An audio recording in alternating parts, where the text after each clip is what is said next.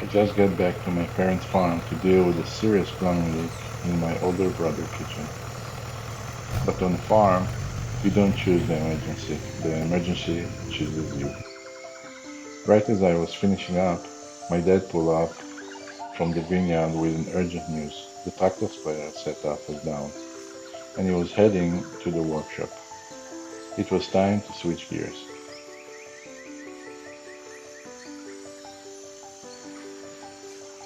We headed to the shop to assess the damage. My dad showed me the culprit, a ruptured steel pipe that feeds the high-pressure sprayer nozzles.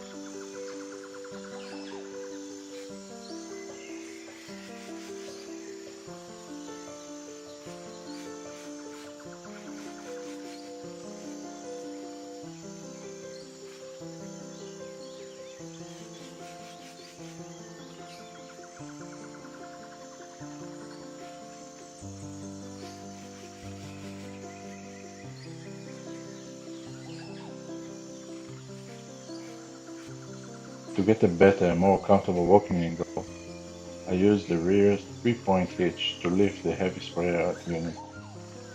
Once it was up, I needed to locate the exact leak. I used my mini air blower to pressurize the line, and immediately residual spray material started shooting out of a tiny hole.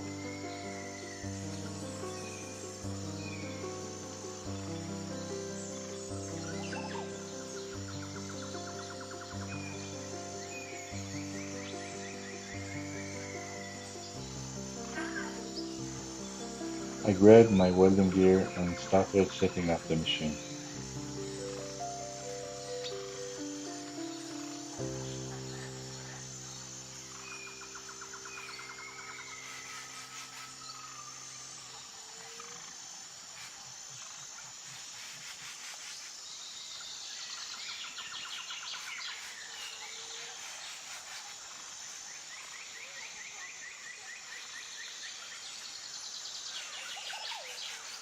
Ground clamps on the sprayer frame, electrode loaded. Before laying any beads, I had to clean the area thoroughly. Here is the real challenge. The pipe's wall thickness is extremely thin from years of wear. When you're stick welding thin gauge metal, burning through and creating a massive blowout is your biggest nightmare. You can't just lay a continuous weld. You have to stitch it.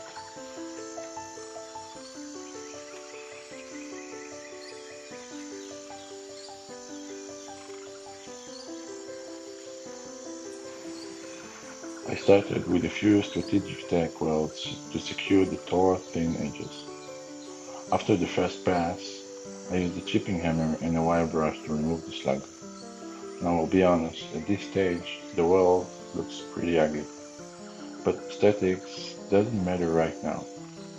What matters is establishing a solid mechanical foundation so I can build up enough material to create 100% airtight seal against the pump intense pressure.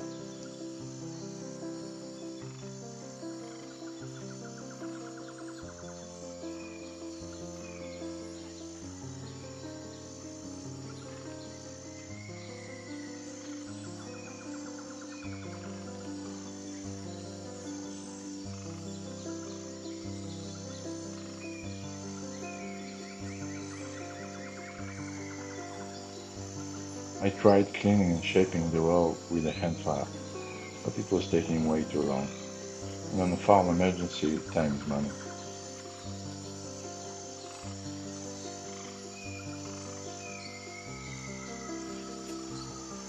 I ran over to my car and grabbed my angle grinder, equipped with a wire wheel and a flap disc.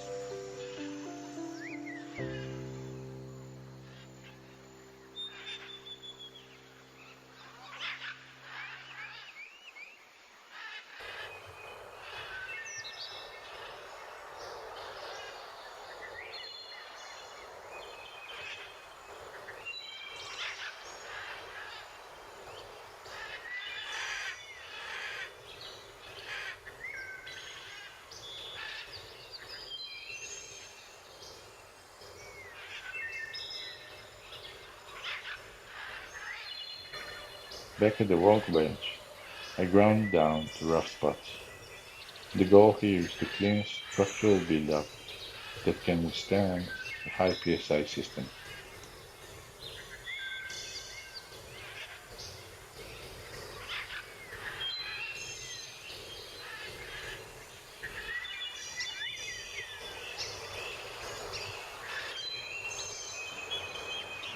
From here on out, it's a game of patience and layers.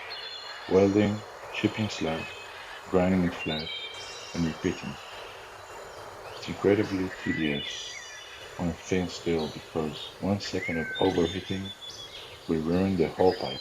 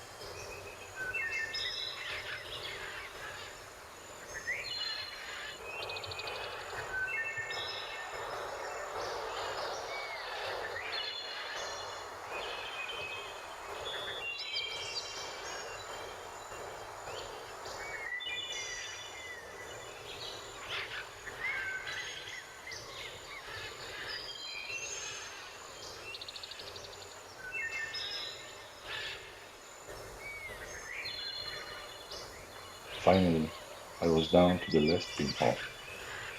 One quick grind, one final precise weld bead, and a clean finish. The pipe is completely sealed, structurally reinforced, and ready to tackle the high pressure of the Vineyard sprayer.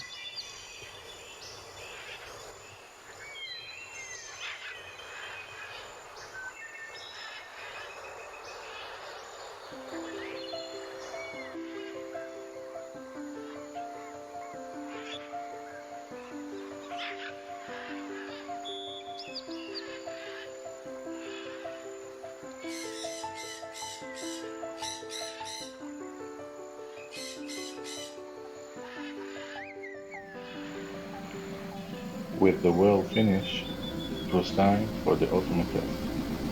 We mounted the sprayer back on the tractor, pressurized the system, and sent it right back to the vineyard. As you can see, the high pressure sprayer is blasting perfectly from the nozzles, and our DIY weld is holding up like a charm. Not a single leak in sight. Crisis averted, and the spraying cycle is back on schedule. Thank you so much for watching. If you enjoyed following Farm Rescue, please hit the like button, leave a comment below, and subscribe for the channel for more DIY repairs and farm adventures. See you in the next one.